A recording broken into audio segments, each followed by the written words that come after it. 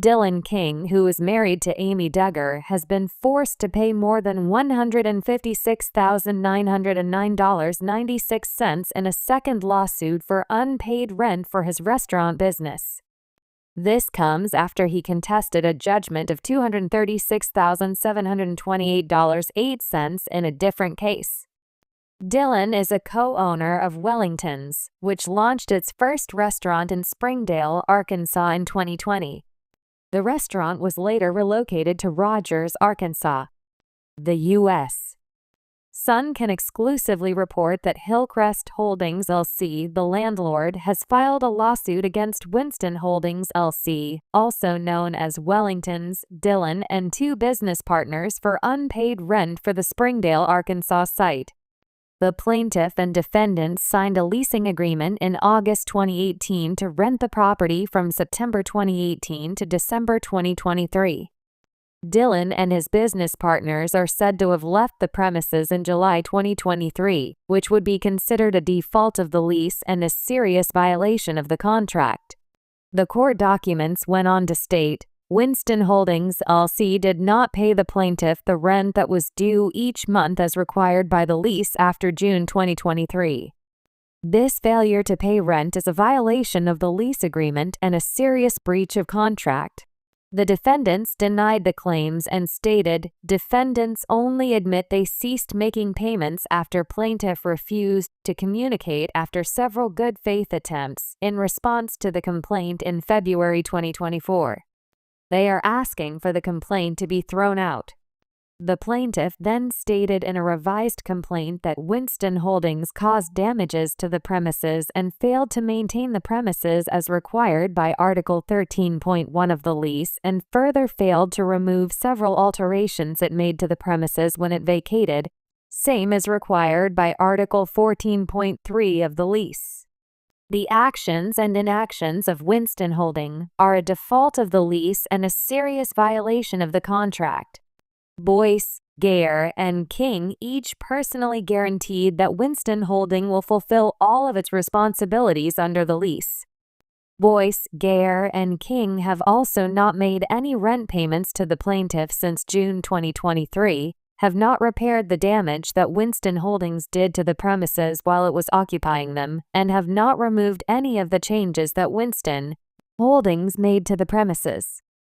Dylan, who has new legal representation in the litigation, answered to the updated complaint separately from his business partners. Dylan denied the new allegations that he caused damages and did not remove alterations from the property. However, he did admit that certain payments were not made to the plaintiff, but failure for such payments to be tendered were after good faith attempts were made to pay and to communicate with the plaintiff. It is claimed that a material breach did not take place. On January 2, 2025, a consent judgment, which is a settlement agreement, was filed. The total sum of the judgment is $156,909.96. In 2021, the U.S. Sun acquired exclusive photographs of the establishment. The restaurant included a huge bar with shelves of spirits that reached the ceiling, large televisions, and a dining area. The reserve was a cigar room where patrons may smoke while lounging on leather chairs. There was more seats for meals upstairs, as well as a private poker room. There was also dining on the terrace in the front. Second legal case. This case was filed just a few months before Dylan Wissmann Holdings LLC and his two business partners were sued for unpaid rent for the Rogers, Arkansas facility on April 2, 2024. According to court documents, the U.S. Sun previously stated, tenant has failed to pay minimum rent in full each month. The tenant has made rental payments since then but has not paid all of the outstanding rent. Following the final notice of default, the tenant has made the following payments towards its balance: $23,239.92 on January 25, 2024, $10,000 on February 15, 2024, and $10,000 on March 5, 2024. Even with these payments, the tenant has not yet paid the landlord the total amount that is still owed. The lawsuit goes on to say that the business was still using the property when the lawsuit was filed, even though they had not paid their rent in the past. According to the lawsuit, the defendants currently owe $86,683.30 in addition to future rent. The plaintiff and defendant Wissmann Holdings LLC announced that they have come to an agreement on October 14, 2024. According to the court documents, the parties have agreed that judgment be entered in favor of the plaintiff, Hatcham Investments, Inc., against defendant, Wissmann Holdings, LLC, for breach of contract as alleged in the complaint in the amount of $240,000. The parties also agreed that the plaintiff, Hatcham Investments, Inc., will receive recoverable costs of $844.60 and reasonable attorney's fees of $18,982.50 as part of this consent judgment. The plaintiff's judgment will accrue interest at a rate of 10% per year until it is paid in full. Hatcham Investments, Inc. stated on December 19, 2024, that Dillon signed the settlement agreement on October 14, 2024. According to the settlement agreement, Dillon was ordered to pay $50,000 in two separate installments, as stated in the court records. They say that he paid the first installment, but he did not pay the remaining $25,000 by the deadline of December 13, 2024. The court documents went on to say, King has not paid the remaining $25,000 that he is required to pay according to the settlement agreement. As a result, the plaintiff is asking the court to approve its motion and issue a judgment against King in accordance with the settlement agreement. According to the settlement agreement, if Dillon King does not make his installment payments on time or in full, he will be considered to have confessed to judgment in the action for $236,728.08 minus any installment of the $50,000 that has been paid on time. On December 23, an Arkansas judge signed off on the judgment.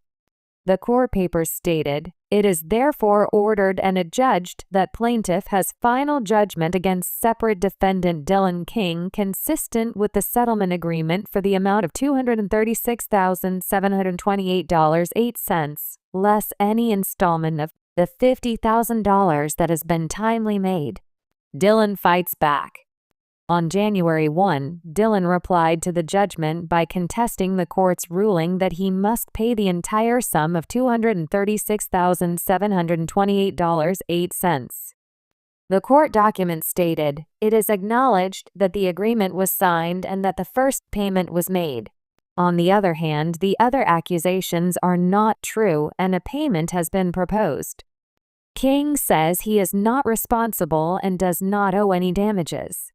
If you plead alternatively, any liability that arises, which is denied, will need to come from a breach of contract claim and new action, rather than a motion for a defaulted judgment after a settlement agreement is established and executed.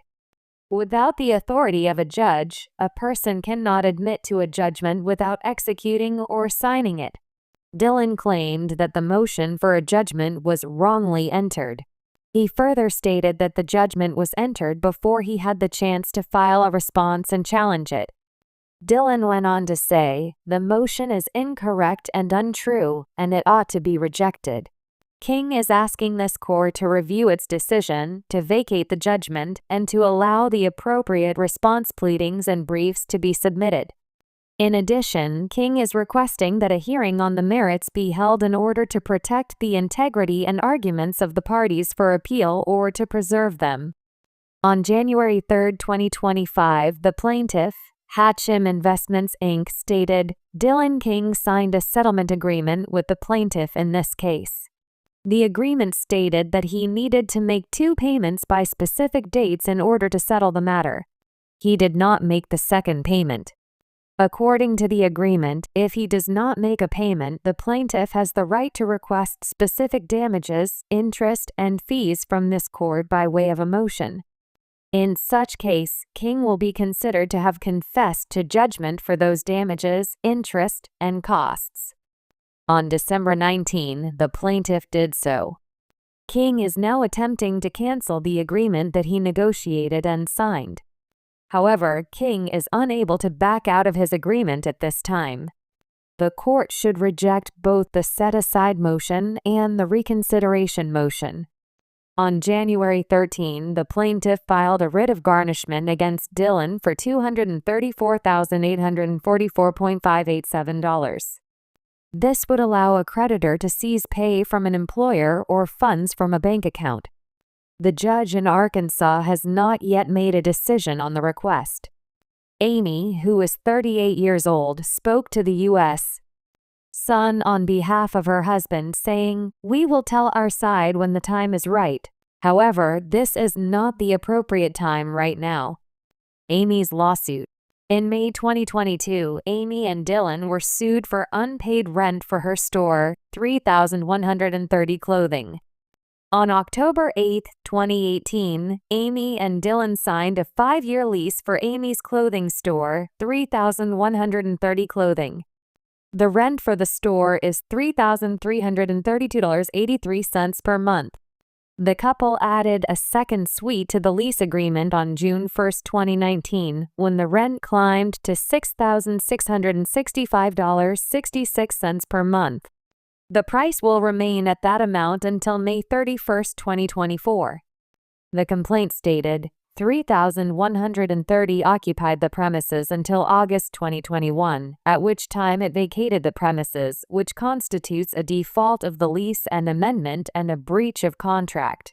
3,130 did not pay the plaintiff the monthly rent payments that were required by the lease and amendment after June 2021.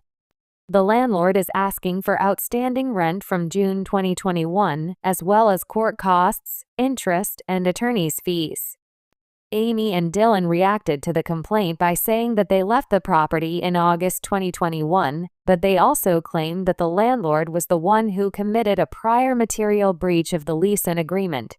Amy and Dillon subsequently submitted a counterclaim against the landlord, contending that they were entitled to a tenant improvement allowance of $31,250 for contractors to enhance the rented area, as stipulated in the lease.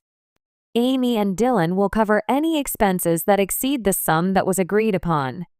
The landlord hired a general contractor to renovate the 2 rooms in late 2018.